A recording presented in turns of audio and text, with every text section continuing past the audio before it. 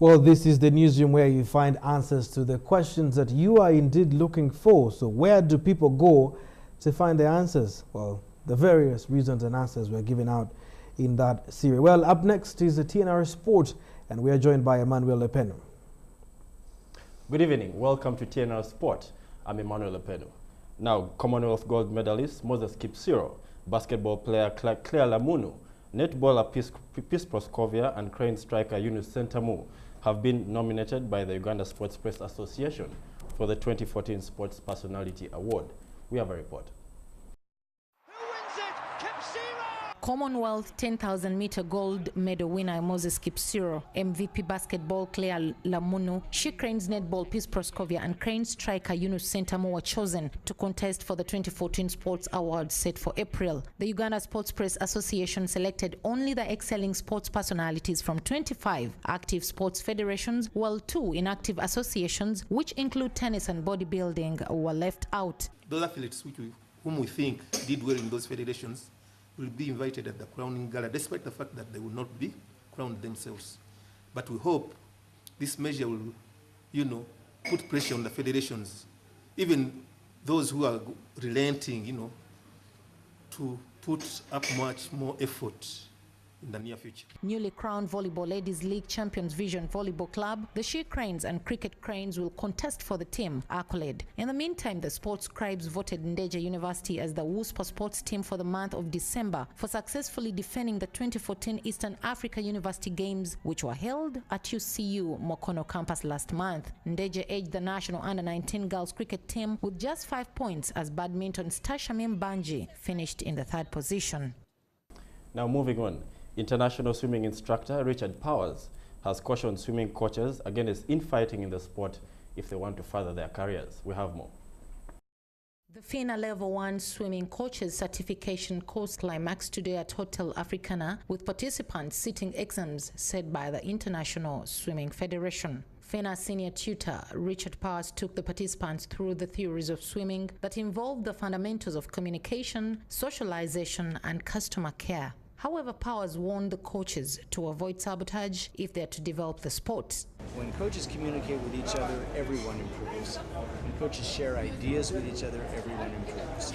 And this was what happened in this country. Coaches worked in small groups together and they contributed to the knowledge that each of them could share. So I think this is a great thing, and I hope that that's something that will continue in the future. It doesn't help anyone if you have these petty rivalries, between clubs and coaches, and each one thinks, oh, I know so much, I don't want to share the knowledge. That's not a way for the country. The 3-day course attracted 60 participants from 3 countries, Rwanda, Sudan, and host nation Uganda. The exam set by the International Swimming Federation will be certified by FINA, then submitted back to the local federations in 2 months. The participants' expectations are high.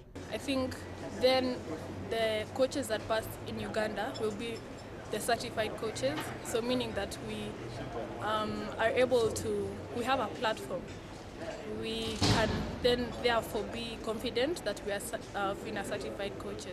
I have written the exam, it was okay, and I hope that I'll pass. This is a very good opportunity presented by USF, so a big thank you to Don Nukare and the whole committee for Uganda Swimming Federation for giving us such an opportunity to be able to acquire the coaching skills as set by FINA. This is the first continental swimming course to be organized in Uganda. Well, we can only wish all the participants all the best in that course. Now, World Mountain Running Junior Champions Stella Chesang and Philip Kipiego were the winners of the Buko Road Race over the weekend. Kipiego and Chelangat showed that they were a class apart as they won their respective events on the dusty roads of Buko town that attracted athletes from all age categories. In the 8-kilometer women's run, Chesang beat Marilyn Chelangat by over 1 minute, with Doreen Chemutai coming 3rd as police took the top 4 positions. Prison's Kipiego also had a good run against top guns including Alex Cherop, who battled but could only come in 20 seconds after Kipiego had crossed the line. Next to the national athletics calendar is the Mbale Road Race on Saturday.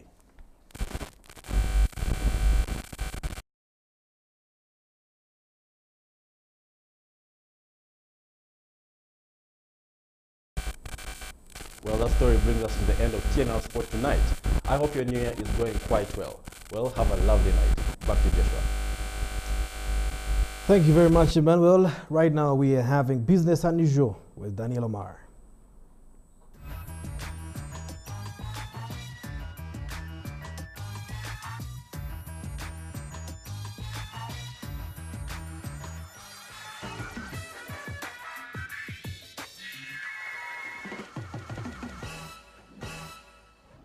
Today I have a food-related question. It's a bit weird, but bear with me.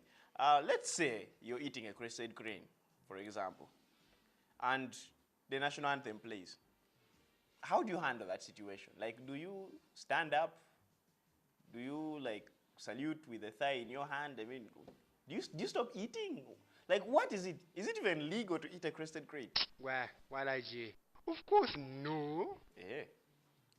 Forget I said that. Welcome to the show. It's Business Unusual with Daniel O'Mara. Here's what's in the news tonight. Okay, so you all remember last year, 2014, when national ID registration started, and then a certain person, whom we won't name, but his name starts with an O and ends with a rank, came out saying, "Whoa, it's just a trick to rig elections. All this registration is being done so that they can rig in 2016. You remember that?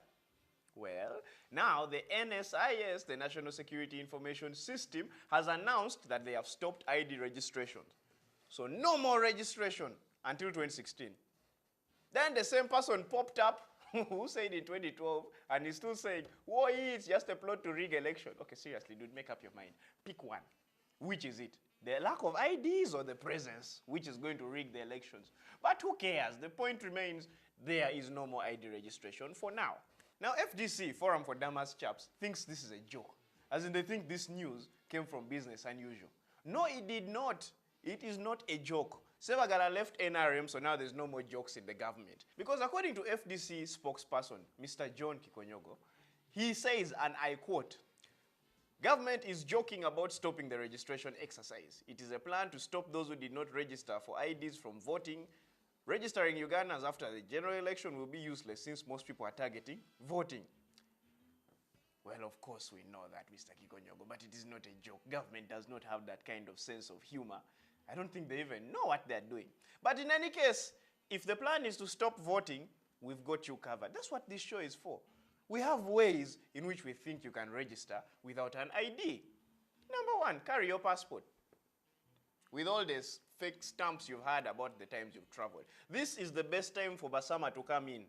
All those in diaspora, during election period, please pop back, flash your passports, woo them with the number of destinations you've been to, the UK, England, Manchester, the stadium, wherever you have been to, just flash it in their faces. They will be disillusioned by that. They'll be focusing on where you've been as opposed to who you are. Besides, it's a national ID. If that doesn't work, just walk around screaming your nationality. "I'm Ugandan," like Americans do. "We're American." Or wear patriotic colors during the election period. Trust me, yellow will always get you a chance to vote. As a patriot, not as a party person, me, I'm just saying. Oh, worst comes to worst. University students, use your meal cards. Yeah, and university ID. Just go there with your school fees records and show them you are paying in local currency. Because we all know dollars are for international students. So once they can confirm you're paying as a local chap, you are Ugandan, which means you qualify to do what? Vote. Good class, exactly. See my point. The education system sucks. Basically, just do the things that are so UG, things that make you look Ugandan. Like, walk up to the guys at the voters registry and tell them, I just recently came back from India. But say it in an American accent, because it's only in Uganda where people get American accents from other countries. You will be allowed to vote, because that is so UG. Just be UG. Walk up to the voters registry and complain about stuff that isn't even supposed to bother you. Tell them, why are you people using Times New Roman font in registering my name? Twako wa. To serve government to yambe. Complain about something irrelevant, because that is so Ugandan. Just act UG. Commit some typically Ugandan traffic offenses, like drive in the opposite direction of a one-way lane. Just do it, because it's so UG. And then go and park in the space that they've said reserved for electoral commission. Because that's us. That's what Ugandans do. Show up for voting on a border without a helmet and with a guy with scars on his face. Go to the electoral commission and attempt to to negotiate the registration fee to at least half price, even though we all know it's free. Or tell them to add some terms and conditions. You know, be like, Red Cross always at least gives a soda. I mean, blood donation is free, but then they give me a soda. So what does Electoral Commission offer after I register or even vote?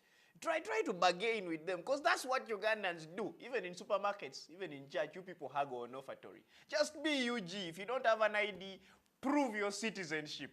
Or if worse comes to worse, just show up for voting with a Rolex in one hand. That definitely means you're Ugandan. Or at least a Musoga. But you get the point.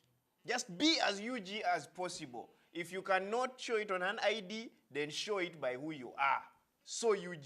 You know, it's unfortunate this ID registration process is officially over for now, because I'm not even thinking about those who didn't register. No, I'm not talking about me.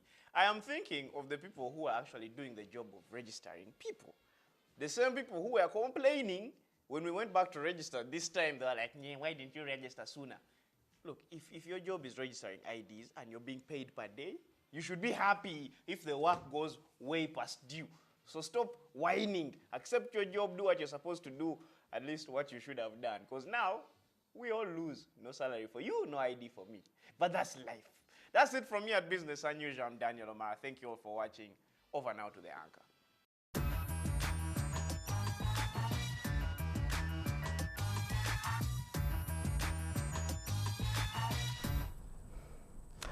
Well, that segment definitely brings us to the end of the newsroom. Thank you very much for being a part of this newsroom. Starts exactly at 8 o'clock every weekday. My name is Joshua Poro. It's Urban TV. We never say good night.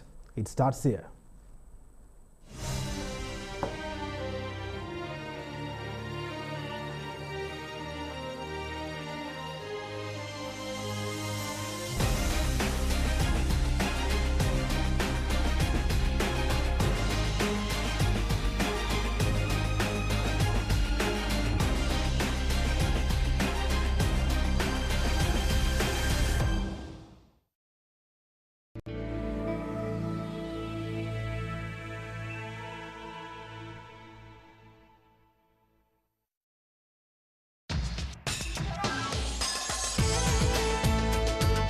You're watching Urban TV.